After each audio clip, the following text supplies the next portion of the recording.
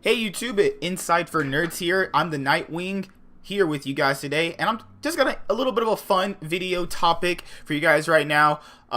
Who will be the first team to drop their first game? Now, with that being said, we have Griffin, G2 Esports.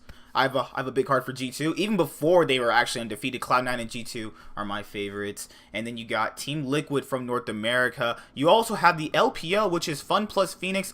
The LPL actually hasn't restarted yet from my knowledge, so I'm not going to give any of my personal opinions on the LPL. But the fact that Fun plus Phoenix is actually 4-0 is really surprising, considering the fact that Fun plus Phoenix was power ranked to be somewhere between fourth, fifth, given the fact that they have just Dwayne B in the mid lane, who is kind of like the high of the LPL, not known for mechanical skill, but is very known for macro gameplay. So I'm actually really surprised that Fun plus Phoenix have started off 4-0. So let's start with the actual LCS. NALCS, LCS, whatever you want to call it. So Team Liquid is 6-0, and I pegged the question throughout the video: who will be the first team to lose their first game? So let's look at both EU and North America first, because the difference in format is a catalyst for who could potentially lose their first game. Now, with the volatility of best of ones, you could argue the fact that both G2 and Team Liquid could theoretically lose a game at any given time. Yes, that's true, but you have to really look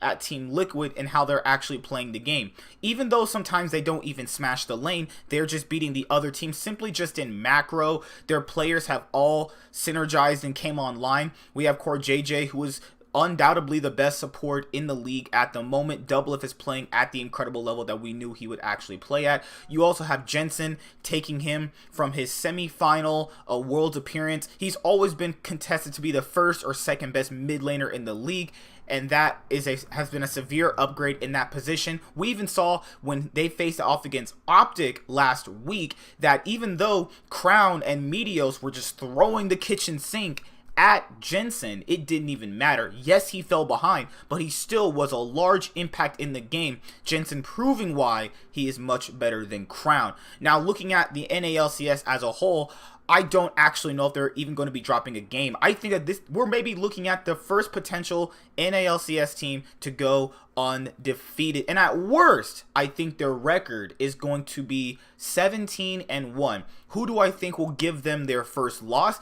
Is my boys Cloud9. Now, if you guys have watched the very first week of the NALCS, the closest games they've actually played were between Cloud9 and FlyQuest, who gave them a run for the money almost in certain aspects of the game. We saw Cloud9 and FlyQuest be extremely competent as to what Team Liquid were trying to do, but it didn't matter considering the fact that Team Liquid's players just simply were winning, not only just in lane, but also winning in a macro sense, deep wards, getting in vision in certain places to counter gank, where Xminity can invade and apply more jungle pressure.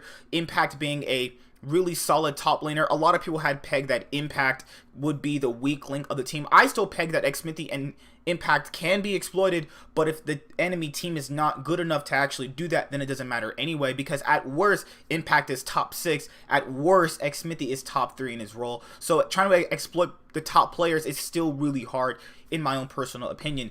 I think Cloud9, with their game sense and strategic mind of about how to play the game, and their players aren't even actually that bad. We see Licorice and Niski really play absolutely tremendous up to this point, not counting Licorice's Victor games, because Victor, fun fact, had the lowest win rate on 9.3. He had a 33% win rate. Let's not count Victor performances. But other than that, Niski, Licorice, Sneaky, Zaze have all been performing really well. I think for Cloud9, since Scarin is still kind of underperforming, but I could theoretically see Cloud9 actually beating TL. Probably not in the cleanest fashion considering how strong TL stacked roster is, but from what I've seen, I think Cloud9 could give them their first loss. But even at that, you still have to factor in TL actually just letting them do what they want. We saw the gameplay that Cloud9 was trying to play, and then we also saw the gameplay that Team Liquid was trying to play, and then Team Liquid was just simply better at it. So I don't even know if Cloud9 could give them their first loss. I just see them as the only team that could potentially do that if Team Liquid just happened to go all the way over to be undefeated in the league. Now, let's look at Europe. Europe is G2. Hashtag G2 Army, right? I got black on too, so hey. All right, so G2 just recording this video today are 9-0. They've actually completely separated themselves from their win over Misfits. The fact of the matter is that they completely have clapped every single team except 2 teams in the entire league. And the teams that they didn't clap in the early game, they ended up out macroing and beating later on due to smart decision making and proactive play around the map. They actually never stopped the pedal on their aggression in the game. I look at them as something to like Griffin. Basically, Griffin win through early game aggression and being smart about the game with creative picks. G2 almost do the exact same thing. What the fact of the matter is, they just have been completely winning through laning phase. If you don't count the Excel and Splice game, they have won every single early game in the actual part of all the games they've been playing. If they're winning just based off the early game, that means they don't even have to expend other things about their strategy to other teams, and the other teams in the league can't even combat them to a certain extent, because if they're just winning based off laning phase, that means they have other strategies they aren't even preparing actually to even show. Because if you're winning just based off that, they have just one style that they can play right now, and then if they need to revert to other things, they can do that. But they haven't actually been tested enough to show that except by 2 teams. And then we saw what that actually meant. We saw how actually crazy a player Caps actually is, and every single player has actually came online. The biggest problem with G2 coming into the split was that people didn't know how Perks would perform, but that didn't even really matter because he has really shown that he can be a competent, really strong bot laner, and the fact that mages and even today he played Yasuo can still be played in the bot lane is actually a benefit to his strength, taking a mid laner from the AD carry position. Who do I see that can give G2 their first loss? If you're looking at just how strong their league is, I think it's going to be what JTH would say is Schalke no fear. Now, I'll admit I wasn't on the Schalke hype train when the split first started, but looking at Schalke and how well they've actually played this split, you can kind of relate them to what Fnatic were doing all last year, except I think Schalke's finally refined that style now that they have Dylan Falco as their coach. And I think that just the way the league is structuring, I think Schalke can actually take a game off them. But if Schalke do not survive the early game, then they are going to get steamrolled. As with when Schalke lost to Origin, they got completely steamrolled on Origin's behalf. But I'll say that about that game. I think Schalke really didn't play to their strength. I don't think Origin have shown me enough to call them the 4th best team in the league at the moment. But I think that if you look at Europe, I think Schalke could give them their first loss. My predictions for G2, they go 17-1. I don't think any team is really going to combat them. Like, if you rank the EU teams out of tiers, G2 is in like a S+ tier, and everybody else is like an A and B tier on their own. Now, if you look at the LCK, it's a little bit different because we had a bunch of roster shakeups, and people are looking at the LCK as not being as strong. But disregarding all of that, you have to look at just how well Griffin is actually playing. Griffin is actually dismantling teams. Not only that, their mid laner Chovy, their AD carry in Viper, and their support in Leyhans have been performing at an incredible level. And people have to not only forget about Sword. Sword goes as a very underrated top laner, even though he's on the best team. I think Sword is fantastic, being able to be a staple rock in that top lane so that the rest of his map can actually perform to a great standard. Now, if you really look at the LCK, what team has actually beaten Griffin in a best of 3? Not one of them has. Only one team has actually beaten them in a single game in all of their 7 wins. Is Sandbox. Sandbox gave them 1 loss in a best of 3. So technically, Griffin did lose, but since it's a best of 3 format, they have to win 2 games. That's why Griffin is still at their 7-0 record. I do think that Griffin is probably not going to lose any games if I had to make an actual strategic prediction.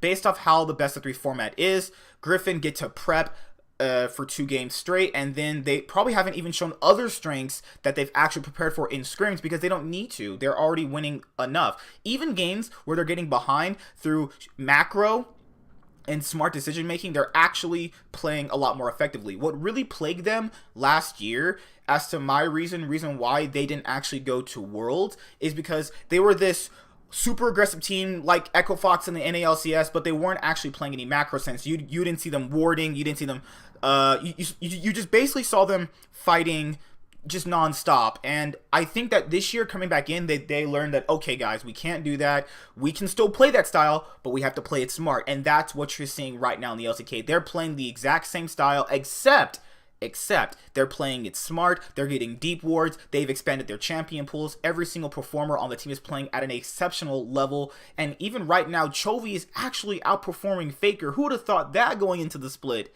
But if you had actually watched Kespa through now, you probably would have expected that, to be fair. Now, you could argue the fact that all these teams haven't gelled yet. It really wouldn't. I think that even if they did gel, Griffin still would show massive prowess, because even if you look at last split, other teams had already gelled. Griffin were the new kids coming in, and they still made finals. So I think that even if the teams have gelled, it really wouldn't matter that much. And now Griffin has the experience under their belt. They've learned from their mistakes. They've expanded their champion pools. The way with the 9.3 to 9.4 meta has worked. Last night, man, they're just dismantling KT Rolster in their second game.